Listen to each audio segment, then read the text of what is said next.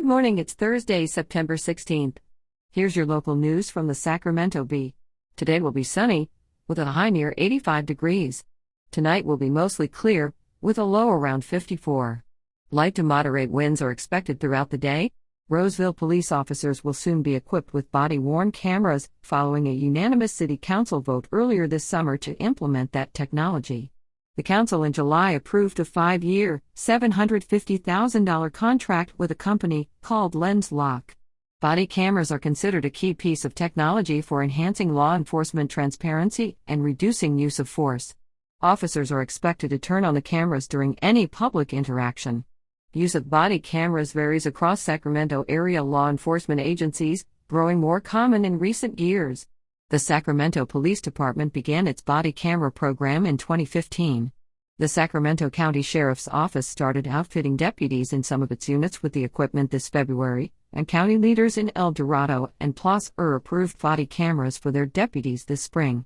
Following a recent increase in reports of thefts of catalytic converters from vehicles, the Sacramento State Police Department is offering tips for the campus community on how to deter thieves.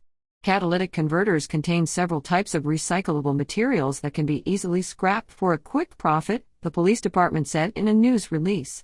The number of catalytic converter thefts climbs when the price of scrap metal, particularly platinum, increases. Police officials said thieves looking to steal catalytic converters generally target vehicles with a high profile, such as trucks or sport utility vehicles, because they have more space underneath the vehicle for easier access for the thieves. But sports cars and sedans, especially Hondas, also can become targets for thieves. The police department says to park in higher traffic and well-lit areas, park higher-profile vehicles near lower-profile vehicles, and to etch your converter or use more secure models to try to avoid theft. PG&E Corporation is being sued by more than 200 victims of the Dixie Fire, adding to the potential wildfire liabilities confronting a utility that barely a year ago emerged from a bankruptcy case sparked by earlier fire damages. The Singleton Schreiber Mackenzie Scott law firm of San Diego, which has tangled with PG&E for years over wildfire liability claims, said Wednesday that it has filed a pair of lawsuits against California's largest utility over damages caused by the Dixie Fire. CAL FIRE is investigating whether the Dixie Fire, already the second largest fire in California history, as measured by acres, was caused by Pacific Gas and Electric Company equipment. The fire has burned 960,583 acres, including much of the tiny Plumas County community of Greenville, and was 75% contained Wednesday.